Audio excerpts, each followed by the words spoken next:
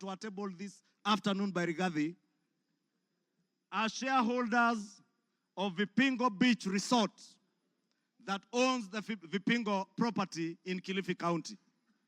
The one the Honorable Chonga was speaking about.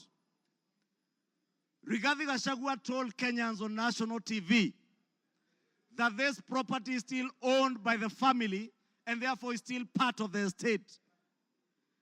Keith Ikino and Kevin Gachagua, his sons, were not joint will executors of the estate of Nderitu Gachagua.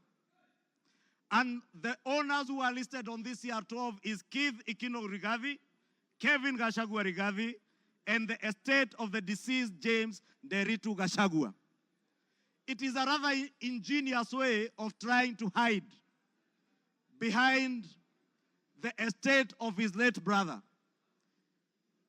And how shameful, Honorable Speaker, that the Deputy President of the Republic of Kenya would hide behind the veil of the estate of his late brother to disguise what is outright proceeds of crime, because he is a purchaser of this property, and that is why his two sons are listed as directors and shareholders of Vipingo Beach Resort.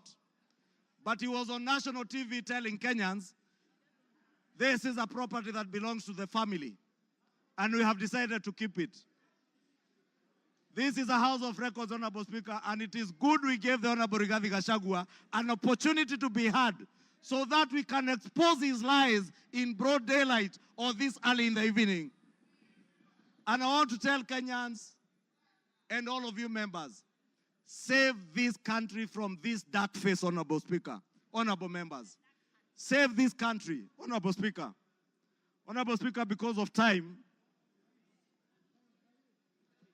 I know there was alluding, Honorable Speaker, if you look at the time this company, Vipingo Beach Resort, was formed, it was founded on 5th August 2008.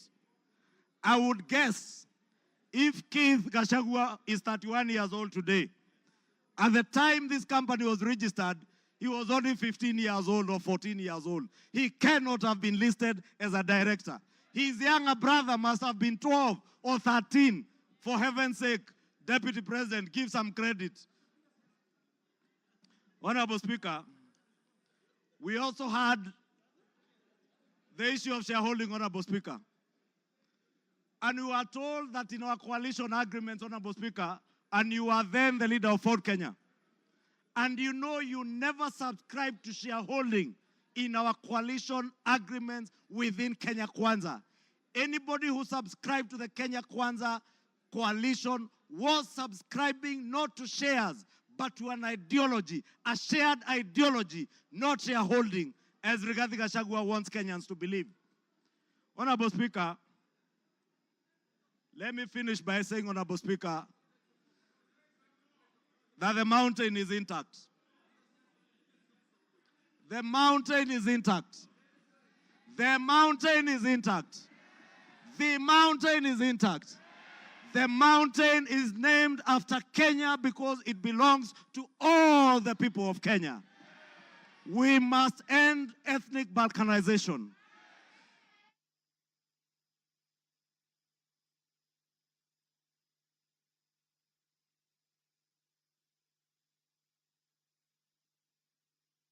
Give him another 2-3 minutes. Honorable Speaker, I was saying to conclude, to end the balkanization of our country into ethnic fiefdoms under the control of warlords, we must send Rigathi Gachagua home today. To end divisive politics in our country, Rigathi must. To end the culture of impunity, conflict of interest, abuse of office, state capture, and corruption in high office, Rigathi must. For accountability, for there to be integrity in the political governance of our country, Rigathi Gachagua must. For leaders in high office to bear policy and political responsibility, Rigathi Gachagua must. For national unity, for the fight against graft to bear fruit, for peace and prosperity of our nation as one indivisible whole, one nation under one flag, one people who love their country, who love peace, who want to see a cohesive and working government serving them. Rigathi Mas? Rigathi Mas? I submit. Rigathi Mas go. Thank you. Order. Honorable members, order. The honorable mover has donated his time as follows. Charles Nguna, CNN, you'll start with 2 minutes. Omboko Milemba will follow with 3 minutes.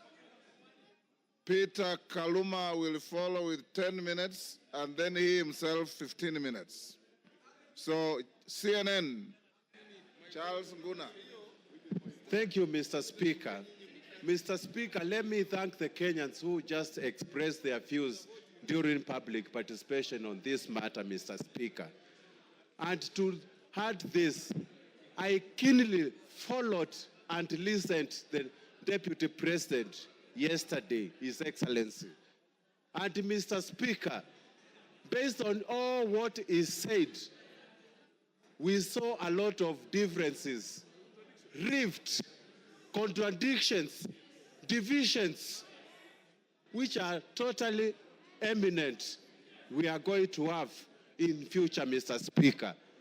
Mr. Speaker, it is inevitable that we are going to have battleground between His Excellency the DP and His Excellency the President.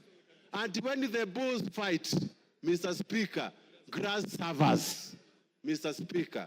And it's that's why I'm saying that if we continue keeping one of them in the office, Mr. Speaker, Kenyans are going to suffer most, Mr. Speaker.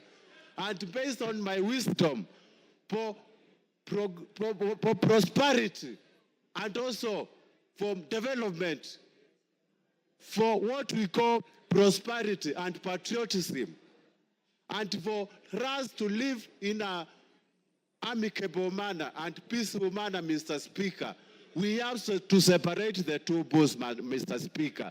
And the motion today, it is for Rigathi to go, not for William Samoei Ruto. With those few remarks, Mr. Speaker, I support.